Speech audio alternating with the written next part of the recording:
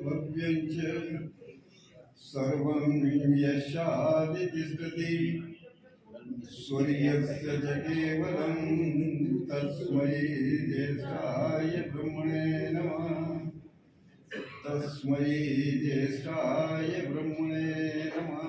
स्वामी श्रद्धानंद जी के विषय में, उनके पूर्वार्ध जीवन के विषय में बताया था कि उनका जन्म कहाँ हुआ था, जन्म के बाद वो कितने बिगड़े हुए थे, फिर उनकी धर्म पत्नी ने कैसे उनमें सुधार किया, फिर सन 89-89 में जब वो श्री बरेली में और ऋषि दयानंद के संपर्क में आते हैं तो उनकी धर्म पत्नी के और ऋषि दयानंद के विचारों से जब उनके जीवन में परिवर्तन आया, वो परिवर्तन स्थायी काम उनके जीवन में कर गया।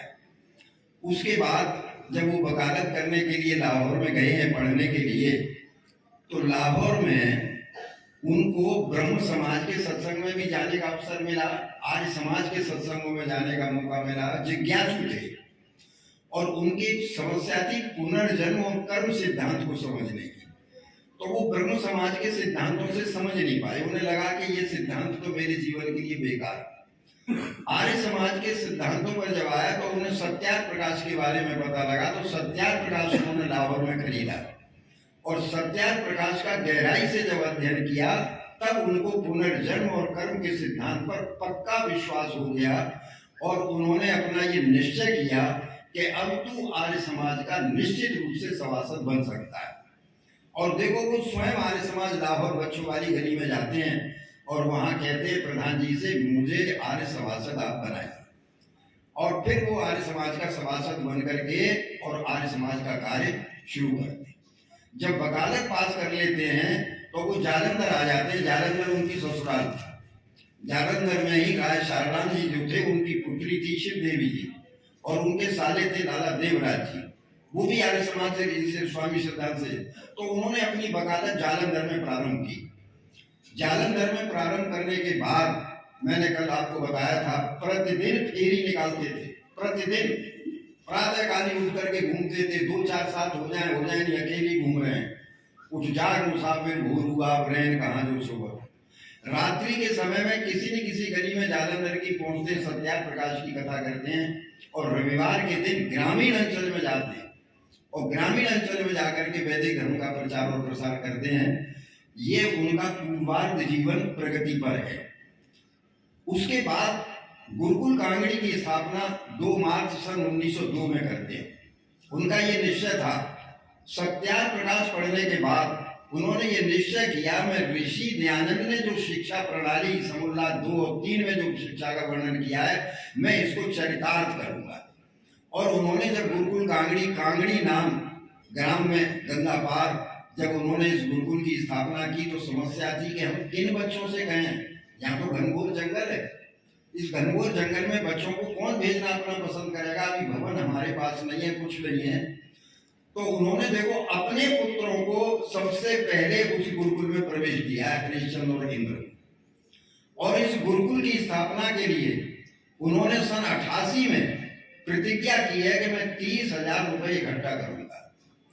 और ये संकल्प लेते हैं और संकल्प लेकर के अपने घर से 1901 में निकलते हैं और इस संकल्प के साथ कि अब घर में तब प्रवेश करूंगा जब 30,000 रुपया इकट्ठा कर। अब आप विचार करो उस व्यक्ति की दृढ़ता का। गुरुकुल की स्थापना के लिए 30,000 रुपए का उन्होंने अनुमानित व्यय लगाया और ये संकल्प लिया कि मैं 30,000 रुपए इकट्ठे करूंगा और इसके लिए घर छोड़ते हैं। कहा जब तक ये 30,000 रुपया इकट्ठा नहीं हो जाएगा मैं घर में प्रवेश नहीं करूंगा। और जब उन्होंने संकल्प को पूरा करने के लिए घूमे हैं तो 30 की जगह रुपया 40,000 इकट्ठा हुआ है। 40,000 दानदाता उन्होंने दिया है और 40,000 रुपया लेकर के जब वो वापस घर आए हैं तब उन्होंने गुरुकुल की स्थापना की है। और गुरुकुल को फिर आपने देखिए किस स्थिति से चलाया है। वो माता पिता जैसा प्यार उन्होंने गुरुकुल के बच्चों को दिया है। माता पिता प्यार। एक बच्चा गुरुकुल में बीमार पड़ता है, उसे उल्टियां होती हैं, पात्र नहीं है कोई, बिस्तर गंदा हो सकता है और वो पास बैठे हुए तो अपनी अंजलि कर देते हैं और अपनी अंजलि में उस बच्चे की उल्टी लेते हैं और उल्टी लेकर के अंजलि से बाहर फेंकते हैं। उस बच्चे का मुंह धोते हैं वो सोचते हैं अपने मन में, ये बच्चे मेरी जिम्मेदारी पर तो आए हैं गुरुकुल में, यहाँ बियाबान जंगल है, डॉक्टर है नहीं, कोई नहीं है, इनकी माँ ने मेरे विश्वास पर बच्चा भेजा है माता पिता ने, तो उसकी सेवा माता पिता के बच्चे की तरह करें। कितना बड़ा दिल है, आप उस विशालता को देखिए। उन बच्चों को ऐसे ही नहीं रखा उन्होंने। जंगल में बिल्डिंग थी नहीं अभी बनी हुई, फूस की झोपड़ियां पड़ी हुई थी, उन झोपड़ियों में बच्चे रहते थे। चार दीवारी के नाम पर उन्होंने बांस बल्लियां ये सब लगा रखी थी। जंगली जानवर थे, उनसे भी भय रहता था। रात में उठ उठ करके बीच में देखा करते थे, पहरा दिया करते थे। ये जीवन गुरुकुल का चलता रहा और जाकर के सन 1917 में उन्होंने निश्चय किया कि अब मैं गुरुकुल में नहीं रहूंगा, संन्यास लेने का व्रत लिया। कहा गुरुकुल की सेवा मैंने बहुत कर ली, आचार्य रामदेव जी थे, आचार्य सूखदेव जी थे, आचार्य और भी थे जो बहुत अद्वितीय विद्वान थे।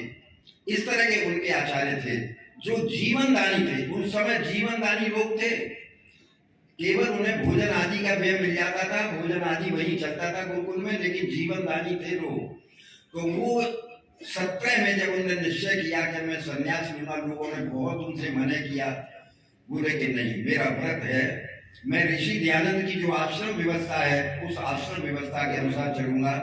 और उन्होंने सन 17 में संन्यास लिया है, और संन्यास लेने के बाद उनका जो जीवन है सन 26 तक का, वो बहुत क्रांतिकारी जीवन, सन्यासी जीवन में बहुत क्रांतिकारी जीवन है।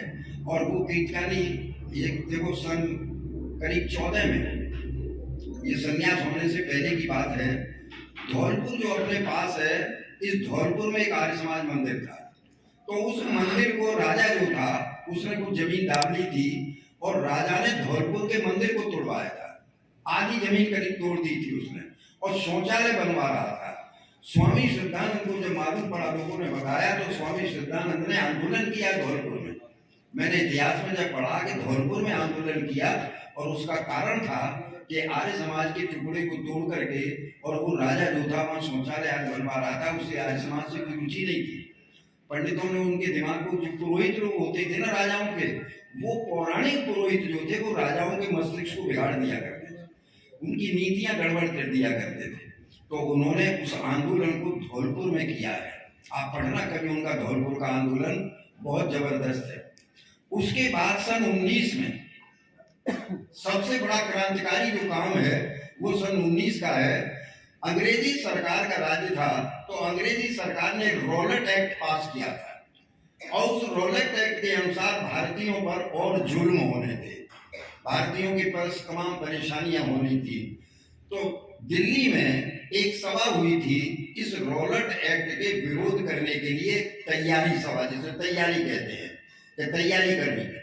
स्वामी कृष्णानंद जी का सबसे पहला प्रवचन जो राजनीतिक हुआ है वो दिल्ली की सभा में हुआ है, कि जिसमें रॉलेट एक्ट के खिलाफ आंदोलन करने का निर्णय करना था। उस सभा में सबसे पहला राजनीतिक उद्देश्य उनका वहां हुआ है, राजनीति में प्रवेश किया है उन्होंने। और उसके बाद रॉलेट एक्ट का 30 मार्च को दिल्ली के चांदनी चौक में विशाल जुलूस निकला है। अंग्रेजी सरकार उससे घबरा गई है। अंग्रेजी सरकार ने आदेश दिया है, और संगीनें सामने तनी हुई है, जुलूस आगे बढ़ रहा है, संगीनें तनी हुई है, जुलूस आगे नहीं जाएगा। स्वामी श्रद्धानंद जी उसका नेतृत्व कर रहे हैं। अब आप देखिए उनका जोश, आत्मबल देखिए, ईश्वर पर विश्वास उनका देखिए, छाती खोल देते हैं, और छाती खोल करके अंग्रेज अधिकारियों से कहते हैं चलाओ अपनी गोलियां। संगीनें सामने तनी हुई है, गोलियों का केवल बटन दबना है, आदेश होना है, आदेश होने पर भी बटन दबता, और गोलियां धनाधन चल सकती थी। लेकिन नेतृत्व करने वाला इतना जबरदस्त सन्यासी, और इतनी ओजपूर्ण वाणी में उसने कहा कि अंग्रेज अधिकारी घबरा गए, और घबरा करके उन्होंने आदेश गोलियां चलाने का नहीं दिया। संगीनें झुक गई, कहा जुलूस आगे जाएगा। स्वामी श्रद्धानंद ने कहा जुलूस आगे जाएगा।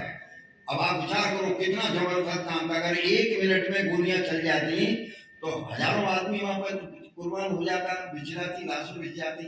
लेकिन चांदनी चौक में संगीनें खुलने के बाद, संगीनें जब झुक गई तो जुलूस आगे गया, जिस स्थान तक जाना था वहां तक जुलूस गया। तो उनका ये जो राजनीतिक जुलूस था, चांदनी चौक में उनका सीना खोल देना, वो छा गए। मुसलमानों का भी विश्वास बढ़ गया, क्योंकि मुसलमान और हिंदू दोनों मिलकर आंदोलन कर रहे थे उस समय आजादी का। मुसलमानों का भी विश्वास बढ़ा और उसका परिणाम ये निकला कि 4 अप्रैल 1919 को मुसलमानों ने आमंत्रित किया उन्हें जामा मस्जिद दिल्ली में मिंबर पर खड़े होकर के राजनीतिक उपदेश करने का। ये पहला मौका है और पहला व्यक्ति है जिसको जामा मस्जिद की मिंबर से बोलने का अधिकार मिला। नहीं तो मुसलमानों ने कभी हिंदू को किसी मंदिर पे खड़े होने का सवाल ही नहीं था। लेकिन मुसलमानों का भी सर्वमान्य नेता बन चुके थे वो, और हिंदुओं के तो नेता थे, आर्य समाज के नेता थे। राजनीति में प्रवेश होने के कारण उनका प्रभाव बढ़ गया था। तो मुसलमानों ने आमंत्रित किया, और आप आश्चर्य करेंगे उस मस्जिद के 2 गेट थे। एक साधारण गेट था जिसमें साधारण आदमी नमाज पढ़ने के लिए जाया करता था। एक मस्जिद का वो गेट था जिसमें मुस्लिम बादशाह जब थे वहां पर, तो वो मुस्लिम बादशाह आया करते थे उस मार्ग से। तो स्वामी श्रद्धानंद को वो लोग उस मार्ग से ले गए हैं जिस मार्ग से बादशाह मस्जिद में प्रवेश किया करता है। मैंने जब पढ़ा वो कितना सम्मान इस्लाम जगत था, कितना विश्वास था उनका कि उन्हें उस गेट से लेकर के गए हैं जिससे बादशाह प्रवेश किया करते थे, साधारण गेट से लेके नहीं गए। और जब मिंबर पर खड़े होकर के उन्होंने उपदेश वेद का किया है, तुम्हें न पिता बसो तुम माता छो, तुम ही मेरे पिता हो तुम ही मेरी माँ हो, जिस समय ये उपदेश किया है मुस्लिम समाज शांत होकर के उनकी वाणी को सुन रहा है। और आप बताइए समामा मस्जिद की मिंबर से वेद प्रवचन होना, पहला व्यक्ति है आर्य समाज का जिसको ये सम्मान मिला। किसी हिंदू जगत को सम्मान नहीं मिला, महात्मा गांधी को भी ये सम्मान नहीं मिला, स्वतंत्रता संग्राम के उस समय मोतीलाल नेहरू भी थे, जवाहरलाल नेहरू थे, किसी को ये सम्मान नहीं मिला। लेकिन केवल स्वामी श्रद्धानंद को ये सम्मान मिला कि उसने मिंबर पर खड़े होकर के और आंदोलन किया। इसके अलावा आप देखिए एक और घटना घटित होती है अमृतसर में, जो गोल्डन टेम्पल है वहां देखने के लिए लोग बहुत जाते हैं अमृतसर में। तो अमृतसर में जलियांवाले बाग में अंग्रेजों के खिलाफ आंदोलन उस समय चल ही रहा था भारतवर्ष में। तो अमृतसर में जलियांवाले बाग में एक सभा जो थी वो अंग्रेजी साम्राज्य के विरोध में हो रही थी। जनता को तैयार किया जा रहा था, आंदोलन चलाना था। तो एक जनरल डायर नाम का जो व्यक्ति था उसने इस जलियांवाले कांड में हिंदुओं को एक पाठ पढ़ाने के लिए उसने क्या किया कि उस बाग का एक ही दरवाजा था, चारों तरफ से बाउंड्री थी ऊंची ऊंची, निकल नहीं सकता था कोई। जलियांवाले बाग में सभा हो रही थी। उस जनरल डायर ने उस गेट पर, जो एक ही गेट था जहां होकर के जनता निकलती थी, वो भी पतली रास्ता थी, ज्यादा चौड़ी रास्ता नहीं थी, उसमें उसने 2 में गन फेंक दिया और उसने जो है रास्ता निकलता था नहीं, वही एक रास्ता था। जब भागे लोग और वहां गोलियां चल रही थी तो वो मरते ही गए। अब प्रश्न था कांग्रेस अधिवेशन का।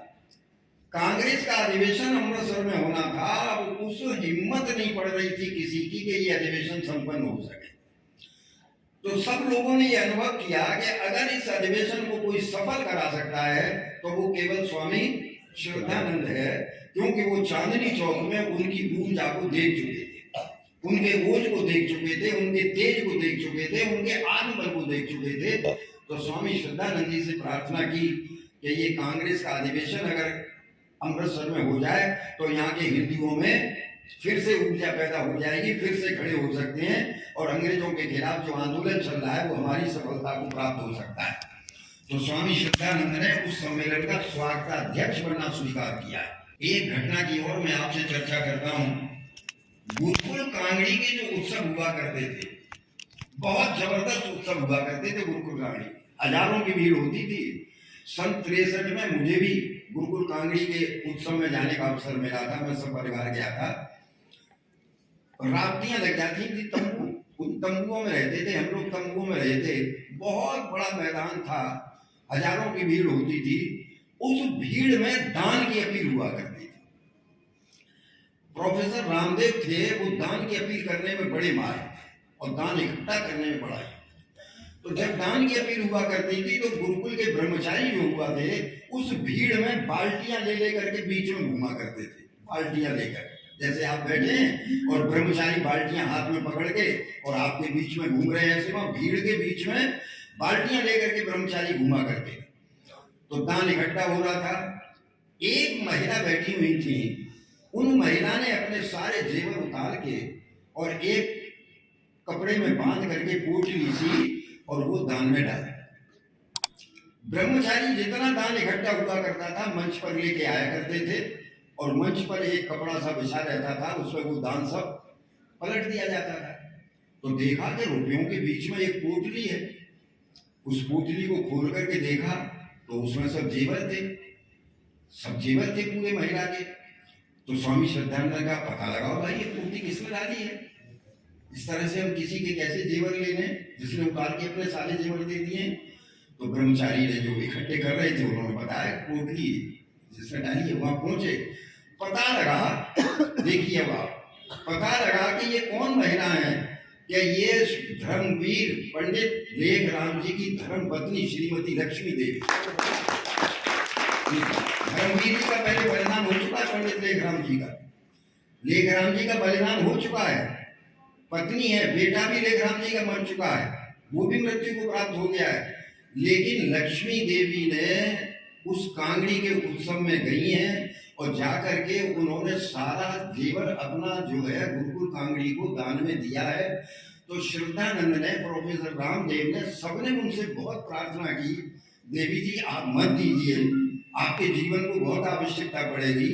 उन्होंने कहा नहीं, दृढ़ता देखो, उसने वापिस नहीं दिया, कहा नहीं मैं गुरुकुल को दे चुकी हूँ, गुरुकुल को ही दूंगी, मैं अपने जीवन यापन के लिए जो भी मुझसे श्रम हो सकेगा मैं श्रम करूंगी और अपना जीवन चलाऊंगी, लेकिन मैं वापिस नहीं दूंगा। उस जेवर की निधि से स्थायी निधि एक बनाई गई जिसमें छात्रवृत्ति दी जाती है। स्वामी श्रद्धानंद एक एक पैसे का उपयोग किया करते थे गुरुकुल के लिए। स्थिर निधि में उस धन को जमा किया गया और सबसे पहली छात्रवृत्ति जो दी गई वो बुद्ध देव जी विद्यालंकार, जो शास्त्रार्थ महारथी था, अद्भुत विद्वान, अद्भुत शास्त्रार्थ महारथी पंडित बुद्ध देव जी विद्यालंकार, जो आगे चल करके स्वामी समर्पणानंद महाराज बने और जिन्होंने गुरुकुल प्रभात मेरठ के अंदर स्थापित किया, जिनका आज भी गुरुकुल चल रहा है प्रभात का। देखिए कितना काम स्वामी श्रद्धानंद जी का। अद्भुत ब्रह्मचारी, अद्भुत पंडित बुद्धदेव, शास्त्रार्थ महारथी आगे चल करके बनता है, विद्वान बनता है, तमाम साहित्य लिखता है, कितने शास्त्रार्थ उसने अपने जीवन में किए हैं। इन चीजों को स्वामी श्रद्धानंद ने अनुभव किया कि गुरुकुल के अंदर जब तक ऐसे विद्वान तैयार नहीं होंगे जो इस पौराणिक जगत में शास्त्रार्थ करके और अपने सत्य को स्थापित नहीं करेंगे, अपने सिद्धांतों को स्थापित नहीं करेंगे, तब तक आर्य समाज का काम आगे नहीं बढ़ेगा। तो देखो गुरुकुल कांगड़ी से कैसे कैसे विद्वान निकले। पंडित बुद्धदेव जी विद्यालंकार जो स्वामी समर्पणानंद जी महाराज मिले, सत्यदेव जी विद्यालंकार, सत्य देव जिन्होंने के ये आपका उपनिषदों का भाष्य लिखा है, सत्यव्रत जी सिद्धांत अलंकार, ये भी गुरुकुल कांगड़ी के। पंडित शिवदत्त जी रामदत्त वेदालंकार, ये भी गुरुकुल के इतने ब्रह्मचारी निकले, इतने ब्रह्मचारी निकले कि जिन्होंने वेद की व्याख्याओं का साहित्य लिखा। नहीं तो वेद की व्याख्याओं का साहित्य कहाँ था, वेद के मंत्रों की व्याख्याएं कहाँ थी। इन विद्वानों ने तो वेद की मंत्रों की व्याख्या करके आप लोगों तक पहुंचाई है। ये जो जितना साहित्य आपके पास है, अगर गुरुकुल के अंदर वेद न पढ़ाए गए होते, अगर स्वामी श्रद्धानंद जी ने इतना काम न किया होता तो आपके पास विद्वान होते नहीं। आप वेद समझते कैसे, आप समझ ही नहीं सकते। उन्हीं का तो दिया हुआ साहित्य है ये सब, उन्हीं विद्वानों का। बहुत अद्भुत विद्वान निकले।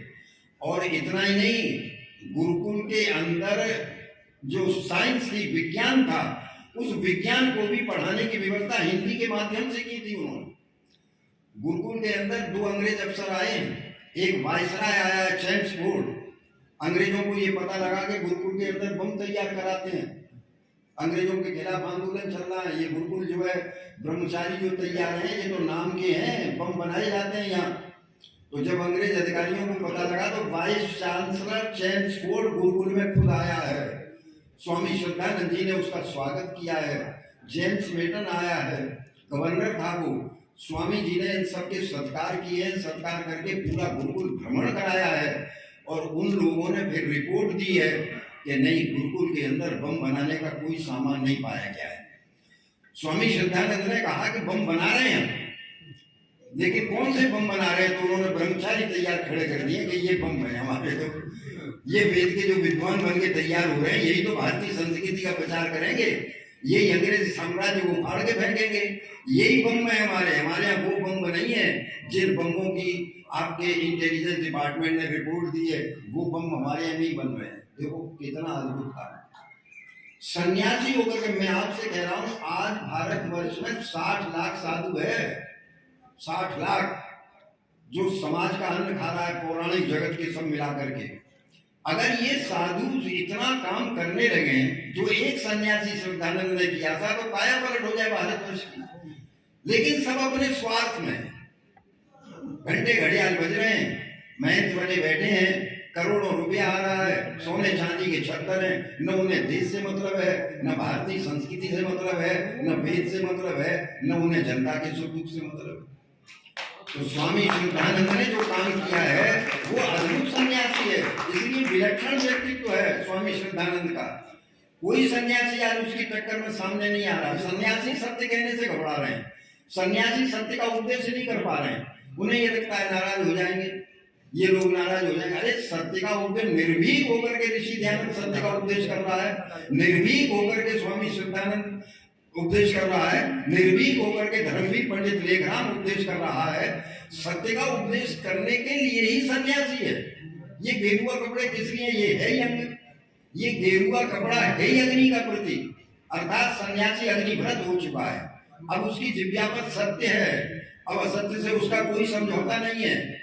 इसलिए सन्यासी निर्भीक होकर के जब समाज में काम करने लगता है, तब समाज की कुरीतियां मिटती हैं, तब समाज के अंधविश्वास मिटते हैं।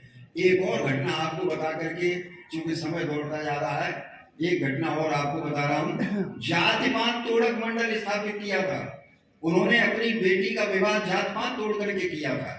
उन्होंने छुआछूत मिटाने के लिए तमाम प्रकार के काम किए। वायनाड में ये जो कालीकट है, वहां जो हिंदू मंदिर बने हुए थे, उनके पास की जो सार्वजनिक सड़कें थी, उन सार्वजनिक सड़कों पर होकर के भी दलित नहीं निकल सकता था।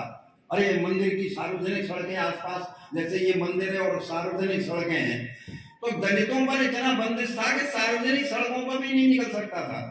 स्वामी श्रद्धानंद ने उस आंदोलन को, दलितों के आंदोलन को बल दिया और कहा कि सार्वजनिक सड़कें इस पर सब निकल सकते हैं, ये मनुष्य हैं, हर एक कोई निकल सकता है। तो देखो कितना अत्याचार था दलितों पर। कुआं से पानी नहीं भरने देते थे, सार्वजनिक सड़कों पर नहीं चल सकते थे, उनके पास खेत वगैरह कुछ नहीं थे, अन्न पैदा नहीं कर सकते थे, उनसे मजदूरी बेगाने ली जाती थी। स्वामी श्रद्धानंद ने इनको मिटाने के लिए बहुत काम किए। एक घटना जो मैं प्राय सुनाया करता हूँ, वो आपको भी सुनाई देता हूँ। पानीपत में एक गांव था, उसमें जो दलितों के घर थे वो गांव से बाहर बने हुए थे, कोई कुआं नहीं था, पानी पीने नहीं था, परेशानी थी। कुएं पे आते थे बेचारे, अपनी गगरी भगरी जो कुछ होता था कुएं के पास रखते थे। कोई सवर्ण आ गया और अपना पानी खींच रहा है और खींच करके उनकी गगरी भर दी है, तो वो उठा ले जाते थे। लेकिन कुएं में अपनी गगरी डाल के पानी नहीं खींच सकते थे, अपनी रस्सी बांध करके बाल्टी नहीं खींच सकते थे, क्योंकि सवर्णों का कुआं है, बिगड़ जाएगा, सवर्ण कहेंगे हमारा धर्म है। तो इसकी एक योजना बनी। गांव में कुछ आर्य लोग थे, स्वामी श्रद्धानंद से चर्चा की, स्वामी जी बड़ी परेशानी है, इस समस्या का क्या समाधान किया जाए। स्वामी जी ने कहा समाधान तो है, लेकिन आपको हिम्मत करनी पड़ेगी। कहा कि क्या हिम्मत करें हम? क्या किसी एक व्यक्ति को तैयार करो, दलित को, जो रस्सी से बाल्टी बांध करके कुएं में डाल दे, पानी खींचने को तैयार हो जाए। सवर्ण मारपीट करेंगे कि हाँ मारपीट कर सकते हैं, आपको तैयार रहना पड़ेगा। किसी हिम्मत वाले आदमी को लो जो पिट जाए तो कोई बात नहीं। तो उन आर्य समाज के लोगों ने सवर्णों से बातचीत की, उन दलितों से, एक व्यक्ति तैयार हो गया, चलो कोई बात नहीं, जो होगा देखा जाएगा। उन्होंने बाल्टी जो थी अपनी रस्सी से बांध करके कुएं में डाल दी, बस हल्ला मच गया, क्योंकि सवर्णों ने देखा ये दलित कैसे कुएं पे चढ़ आया, दलित तो चढ़ ही नहीं सकता था कुएं पे, और वो भी बाल्टी डाल के पानी भर रहा है अपनी बाल्टी डाल के। सवर्णों ने उसे पकड़ लिया, मारपीट हुई, कुछ नहीं, पंचायत बैठी। आर्यों ने कहा भाई पंचायत करो। पंचायत हुई, पंचायत में स्वामी श्रद्धानंद को देखो बुलाया गया। अब स्वामी श्रद्धानंद क्या कहते हैं सवर्णों से, कहते देखो भाई अब एक बात सुनो, अब ये दलित ने बाल्टी डाल दी तुम्हारे कुएं में, तुम्हारा कुआं तो बिगड़ ही गया भाई, अब तुम इसका पानी तो पी नहीं सकते हो, पानी कैसे पियोगे अब इसका? तुम्हारा कुआं तो बिगड़ ही गया। अब ऐसा करो कि ये कुआं तो अब इन दलितों को दे दो और तुम अपना दूसरा कुआं बना लो, क्योंकि तुम पे जमीन जायदाद भी है, रुपए पैसे वाले भी हो। ये बेचारे निर्धन है, गरीब हैं, ये किसी तरह से ये अपना बना नहीं सकते। तो बंधुओं, समय पूर्ण हो गया है, मेरे पास ये सूचना आ गई है, मैं अपनी बात को यही विराम करता हूँ और आप सबका बहुत बहुत धन्यवाद करता हूँ। राजामंडी आर्य समाज के सभी पदाधिकारियों का बहुत धन्यवाद करता हूँ, तो उन्होंने बहुत सुंदर आयोजन किया और हम लोगों का आदर सत्कार, चाहे वो भोजन से, कॉफी से, नाश्ते से, सब तरह से आप लोगों ने हम सबका सत्कार किया विद्वानों का। हम आपका भी अभिनंदन करते हैं और आप सब